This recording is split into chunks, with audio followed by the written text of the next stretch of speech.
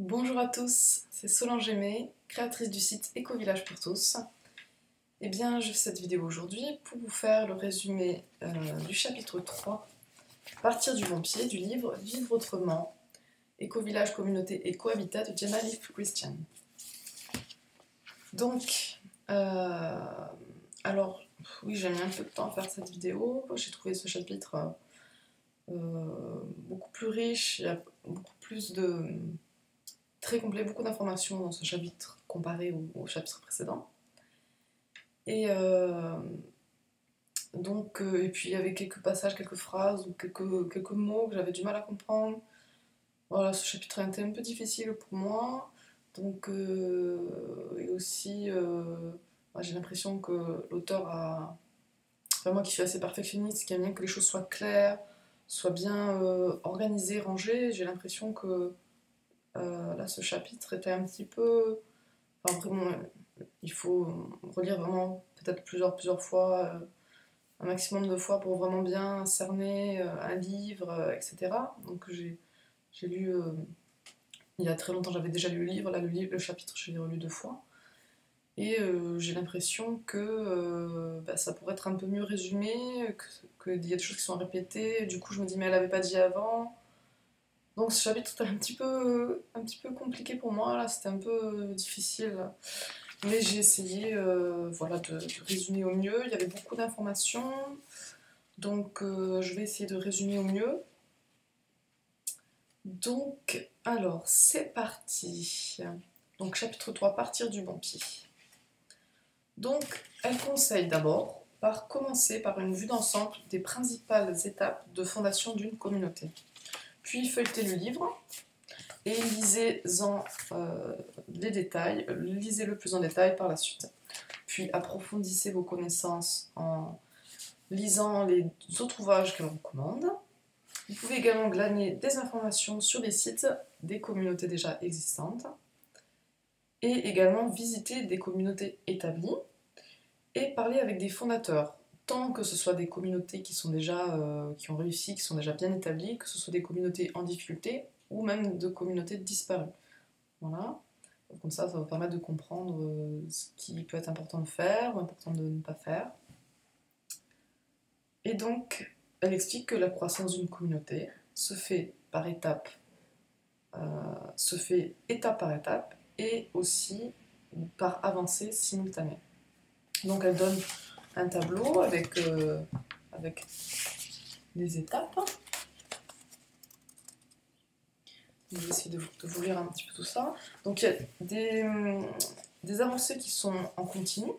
Donc, par exemple, développer de bonnes aptitudes à communiquer, apprenez à gérer efficacement les conflits, concevez des ententes et des documents communautaires, sélectionnez de nouveaux membres. Voilà, ça c'est quelque chose qui est tout le temps en continu. Après, il y a des choses qui sont étape par étape, qui se font une fois que c'est fait, voilà, c'est fait, on ne continue pas à le faire, ça ne revient pas en arrière.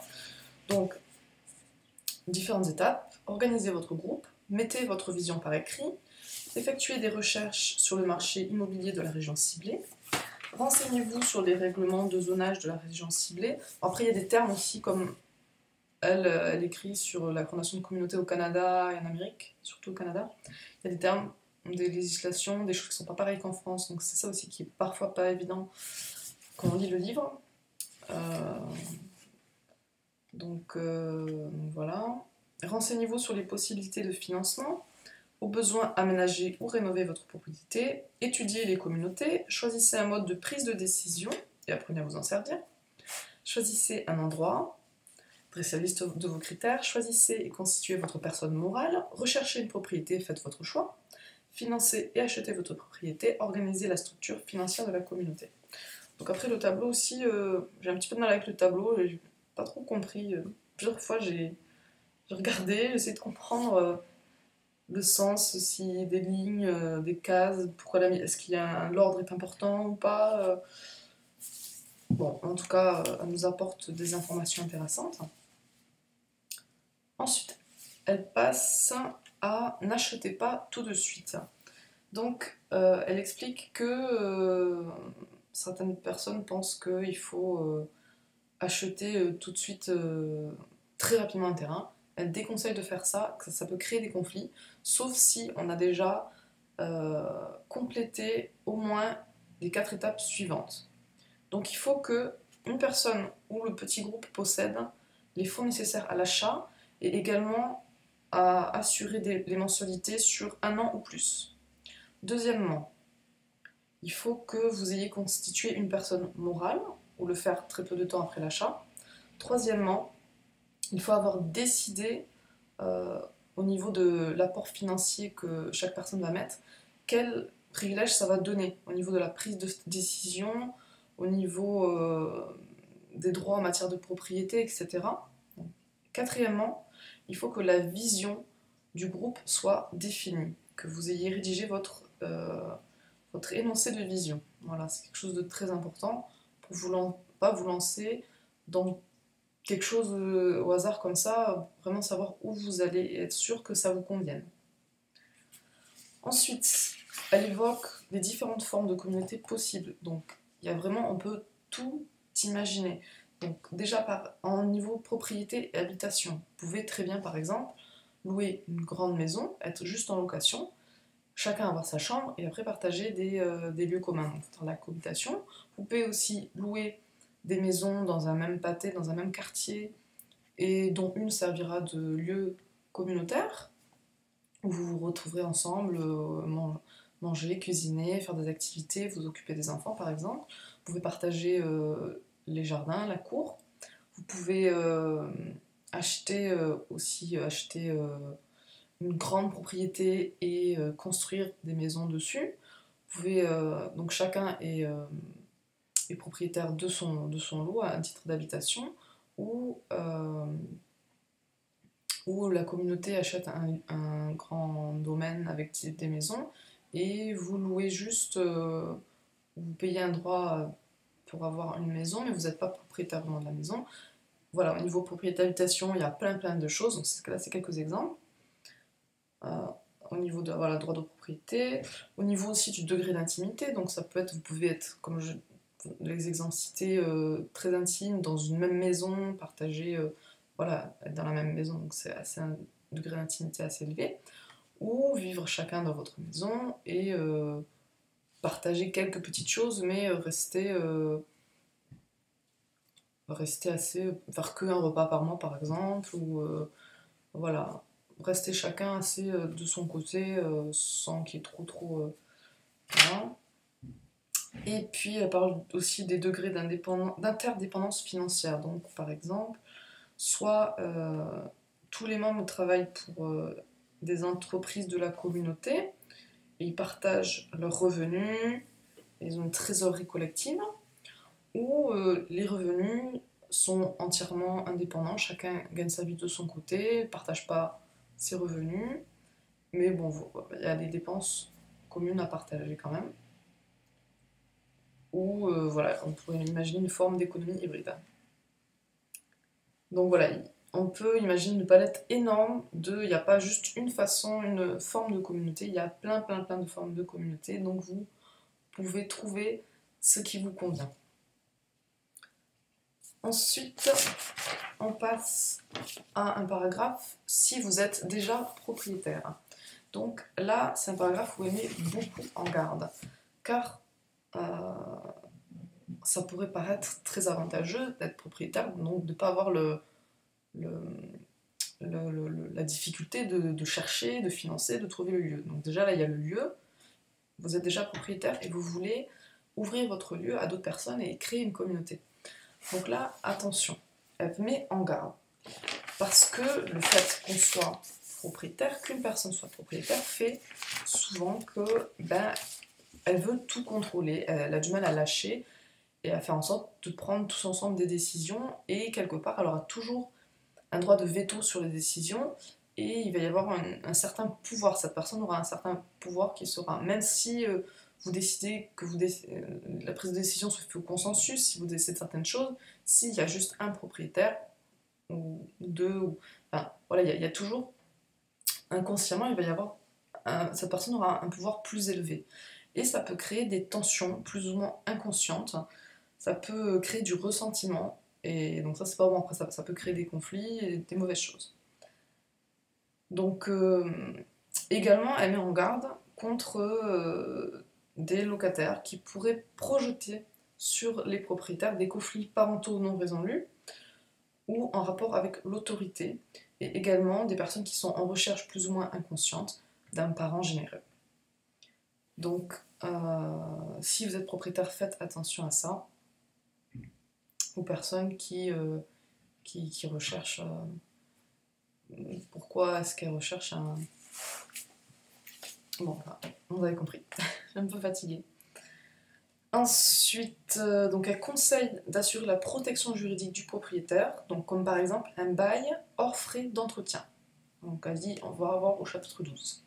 Donc là on n'est que au chapitre 3. Elle parle également de diverses solutions. Je pense à des solutions pour que tout cela se passe mieux au niveau de... Oui, parce que du coup si le propriétaire, il y a un seul propriétaire, les autres ils sont pas de responsabilité. Et donc, par rapport à ça, propose différentes solutions. Donc, que le propriétaire devienne bailleur de fonds ou banque. Donc, voilà, la personne en bourse, petit à petit, paye sa part pour devenir propriétaire. Paye pas d'un coup, voilà, parce qu'elle n'a pas les moyens. Aussi, le propriétaire peut proposer à la communauté une portion de sa propriété. Donc, une portion de la propriété sera de la propriété du propriétaire, deviendra propriété de la communauté. Donc le propriétaire fera partie de la communauté. Donc sans que ça crée de conflits, de pouvoir supérieur. La personne, le propriétaire dans la communauté sera au même niveau que tout le monde. Mais après, dans sa propriété à lui, partout, sera lui propriétaire. Mais au niveau de la communauté, du coup, ça créera... Normalement, il y aura plus de tension, on règle le problème. Et également, elle parle de si le propriétaire souhaite carrément faire un don, faire en sorte que son lieu il soit utile à la communauté, il serve. Elle parle d'inclure une servitude sur la propriété ou créer une fiducie foncière. Moi, j'ai pas pris le temps de regarder ce que c'était une fiducie foncière, j'en ai entendu parler plusieurs fois. Il faudrait que je prenne le temps de regarder ce que c'est. Donc, si vous savez ce que c'est, n'hésitez pas à commenter sous la vidéo. Ensuite, elle parle d'organiser le groupe. Il est très utile de planifier des réunions régulières. Donc, au tout début, ça peut être une fois par mois ou 2 fois par mois, mais elle conseille vraiment de faire au moins de faire une fois par semaine, un après-midi par semaine, un dimanche après-midi par exemple, des réunions pour avancer dans le projet, ensemble échanger, se mettre d'accord sur des points, créer la vision, etc.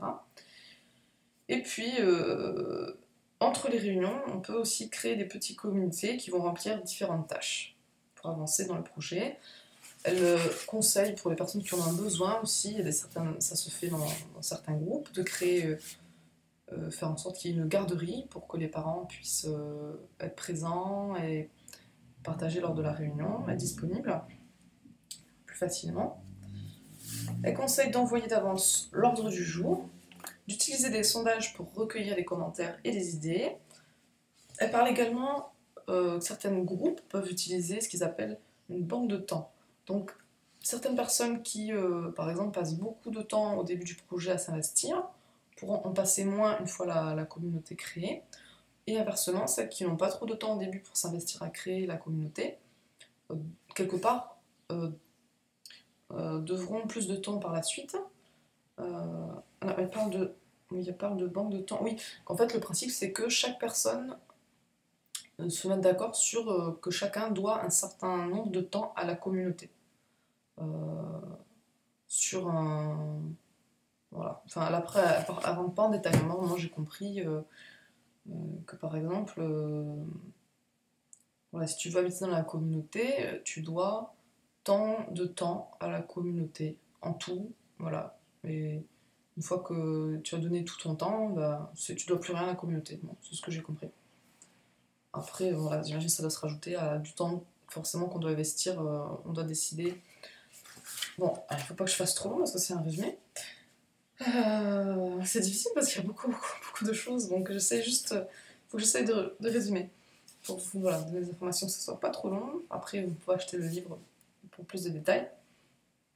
Ensuite, choisir une méthode de prise de décision. Et si c'est le consensus, elle conseille vraiment de faire une formation, puisque consensus, selon les personnes, chacun peut avoir sa définition, et donc du coup, si vous ne vous mettez pas d'accord, si vous n'avez pas de formation, ça peut être difficile à mettre en place, et il y a des simili consensus finalement, ce qui se fait. Le suivi du consensus, voilà, ça peut créer des conflits, donc elle conseille vraiment de faire une formation si possible. Ensuite, également, elle met l'accent sur le fait d'établir une procédure pour le déroulement des réunions. Donc par exemple, vous pouvez utiliser un facilitateur. Donc ça peut être quelqu'un qui a fait une formation, ou tout le monde est à tour de rôle qui joue ce rôle, ou quelqu'un d'une autre communauté faire des échanges de facilitateurs. Ensuite, pensez aussi à envoyer un ordre du jour à l'avance. Et faire une évaluation à la fin de la réunion. Qu'est-ce qui a été bien dans la réunion, qu'est-ce qui n'a pas été, pour pouvoir toujours améliorer les réunions par la suite. Et également rédiger un procès-verbal. Voilà, au niveau de procédure du déroulement des réunions, des suggestions qu'elle fait. Ensuite, définissez les caractéristiques générales de votre groupe. Donc ça peut être l'éloignement par rapport aux villes, par rapport aux études, au travail, l'aéroport, le loisir, etc. Le mode de vie, alimentation, animaux domestiques. Est-ce que les célibataires sont autorisés, les familles avec les enfants? Est-ce qu'il y a le mélange des générations ou pas? Quelle structure financière au niveau de la spiritualité, de la politique, de l'éducation, etc. Donc définissez les caractéristiques générales de votre groupe. Ensuite, d'autres conseils. Créez un premier modèle financier. Donc définissez votre capacité d'emprunt, définissez votre budget et quel sera le coût pour chaque foyer afin d'intégrer la communauté. Établissez un échéancier préliminaire.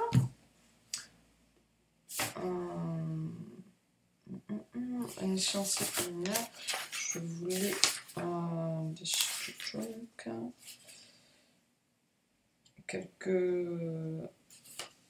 voilà. Les échéanciers servent d'outils de planification pour anticiper ce qui devra être fait à différents moments et établir une série de buts secondaires dont l'atteinte mène à de plus grandes réalisations. Créer un registre des décisions. Les gens ont tendance à remettre à plus tard. Les gens ont tendance à remettre les décisions en question, donc ce qui est une perte de temps et d'énergie pour tout le monde. Donc tenez-vous-en à ce qui a été décidé et ne remettez en question que si vraiment il y a vraiment une raison importante de le faire. Entendez-vous sur les critères d'adhésion au groupe. Définissez votre vision et rédigez votre énoncé de vision. Établissez des registres financiers. Commencez à rédiger les règlements et les ententes de la communauté. Entraînez-vous à la responsabilisation. Donc elle donne par exemple des exemples. Utiliser le pairage, donc être à deux et quelque part se contrôler, mais sans qu'il y ait de la culpabilisation, vérifier, c'est plutôt s'encourager l'un l'autre et vérifier que l'autre a fait, où est-ce qu'il en est, est-ce qu'il a besoin d'aide, voilà, utiliser le pairage, s'entraider mutuellement à avancer, s'encourager. Elle donne aussi l'exemple de la révision des tâches et d'afficher un tableau des tâches. Ça, c'est des exemples, il peut y avoir d'autres outils pour s'entraider à la responsabilisation. Définissez les lignes directrices de votre fonctionnement en matière de gestion des conflits, comment vous allez gérer, solutionner les conflits, et entraînez-vous avant qu'il y ait des conflits plus énormes, il faut s'entraîner sur les plus petits. Et surtout, le fait de gérer les conflits quand ils sont petits fait que ça va éviter qu'il y ait des plus gros conflits. Définissez vos buts, notez et fêtez vos progrès. Cela va permettre que vous gardez votre énergie, le fait de fêter est très important. Fêter, noter ce qu'on réussit. Ensuite, l'auteur met en garde contre la pensée magique, entre guillemets, la pensée magique, car beaucoup de personnes se disent voilà, moi je veux faire ça, et pensent que ça va se réaliser. Donc, de mon point de vue, je sais que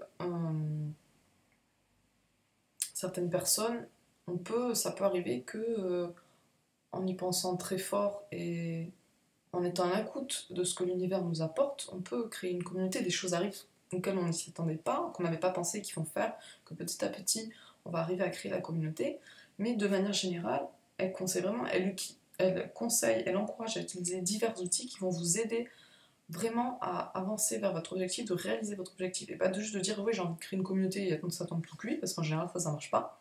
Vraiment, voilà, elle a l'expérience, c'est ce qu'elle dit. Donc, tous les outils dont on a parlé, la planification, il faut, au niveau financier, vraiment voir quelle est la capacité d'emprunt du groupe, faire un budget, la planification, etc. Vraiment utiliser des outils et voilà, pour concrètement avancer concrètement vers l'objectif vraiment et pas vraiment être dans cet état de pensée magique. On continue, toujours sur le chapitre 3, partir du bon pied.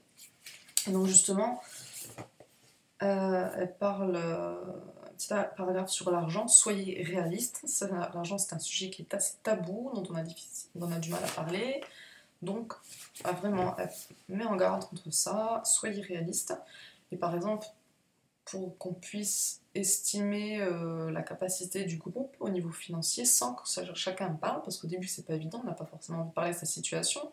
Si on est quelqu'un qui a beaucoup d'argent, on n'a pas envie d'attiser la jalousie ou des choses comme ça. Si on a moins d'argent, on n'a pas envie que les autres ils aient pitié de nous. Bon, au début c'est pas forcément évident d'en parler. Donc elle donne un exemple, un exercice que je trouve très sympa. C'est que chaque personne va noter sur un papier, donc par exemple A, B, C, où A, ça va être, voilà, moi, au niveau des mensualités, du loyer, ce que je pourrais mettre mensuellement, quelle est ma capacité. Au niveau de l'achat, voilà, ici, quelle est la somme que je pourrais mettre, ma capacité. Et ceux qui peuvent noter en C, par exemple. Moi, je peux prêter, je peux faire un prêt de j'ai cette capacité de prêt. Et donc chacun note sur le papier, et on ramène tous les papiers. Donc on ne met pas notre nom, c'est anonyme, et après on marque sur le tableau, on note. Et comme ça, on a une vue d'ensemble, on sait la capacité du groupe au niveau financier. Et donc bien sûr, arrivera un moment donné où après il faudra que chacun se dévoile et dise ce qu'il en est vraiment, qu'on sorte de l'anonymat, mais au début on peut utiliser cet exercice-là. Ensuite, au niveau pour recueillir des fonds, on peut recueillir des fonds auprès de supporters. Donc un conseil, donc vous avez fait l'exercice de créer des documents de vision, de but, de mission de votre communauté. Vous pouvez utiliser ces documents pour vous faire connaître, les diffuser, et du coup il y a des gens qui vont envie de vous supporter, qui pourront vous faire des dons. Et vous pouvez également organiser des événements de levée de fonds. Donc voilà. Ensuite, bien évidemment, pensez à créer un nom de votre communauté et réfléchissez bien à un nom qui reflète ce qu'est votre communauté. Pas un nom trop... un nom réaliste, faut pas que ce soit un truc trop complètement différent ou qui fait trop utopiste, il faut aussi que quand vous dites le nom de votre communauté, quand vous parlez de votre communauté, si vous voulez être un lieu d'accueil par exemple, il faut que les gens aient envie de venir, il ne faut pas qu'ils disent oh là là, c'est quoi ce truc, donc choisissez bien votre nom de communauté. Ensuite, pour un petit paragraphe où elle parle d'attirer et d'intégrer de nouveaux membres, donc elle conseille de rédiger une petite annonce très simple qui va... donc voilà, je vous dis le petit exemple qu'elle donne pour publier vos petites annonces. Donc par exemple, nous voulons former une communauté de... Donc vous mettez le genre de personne pour acheter tant d'acres, d'hectares dans telle région, dans le but de... Vous mettez le but de votre communauté. Voilà, par exemple, tout simplement... une petite annonce comme ça pour trouver d'autres membres qui correspondent à la communauté que vous voulez créer. Également, une fois que vous avez commencé à créer un petit peu quelque chose de concret au niveau d'un début de communauté, de votre projet, créer un site internet aussi. Ça sera très important pour vos supporters, pour trouver de nouveaux membres. Ça, aujourd'hui, le site internet, on n'y échappe pas. Et ensuite, on arrive vers la fin. elle parle de cimenter la communauté, j'en parlais dans le chapitre précédent, je crois. Donc, pour créer vraiment une véritable communauté, il faut créer des liens vraiment entre les personnes. Il faut faire naître un sentiment de communauté, une sorte de bien-être collectif, où chacun est rattaché à l'autre affectivement et où tous se connaissent intimement. Et puis, elle finit avec la notion de pionnier, colon et roulement de membres.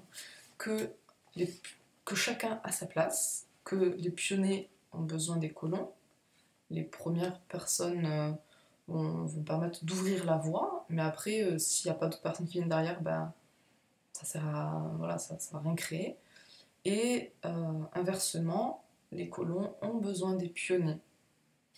Et puis, bien sûr, roulement de membres, il y a différentes étapes auxquelles il y a des membres qui vont partir et puis d'autres vont revenir. Donc elle donne 4 étapes dans la création d'une communauté. Donc quand vous aurez défini votre vision, à ce moment-là, il y a des personnes qui vont voir que ça ne correspond pas pour eux, cette communauté, et d'autres qui vont venir, avec qui ça va parler. Quand vous aurez défini les critères pour une propriété, donc les personnes avec qui la vision a parlé, mais la propriété que vous avez définie ne les intéresse pas, vont partir, d'autres vont revenir. Ensuite, quand vous aurez défini les conditions financières, et une fois que vous aurez acheté le lieu, à ces différentes étapes, des personnes vont partir, arriver, et puis voilà, il y a d'autres étapes également. Elle donne ces 4 étapes-là. Donc voilà pour le chapitre 3. C'est mine de rien, une bonne vidéo. Et puis le chapitre 4 sera vision communautaire, nature et fonctionnement. Donc ça sera un chapitre, il est un peu plus court, mais bon, voilà, je n'ai pas encore relu. Au plus vite, je vous fais ce chapitre. Et puis n'hésitez pas à cliquer sur j'aime sur la page Facebook Éco-Village pour tous, afin de suivre mon projet pour vous aider, pour aider tout le monde, chaque personne qui le souhaite puisse avoir les moyens, la possibilité, faciliter la création des éco-villages, faire en sorte que voilà, chaque personne qui le souhaite puisse facilement vivre en éco-village.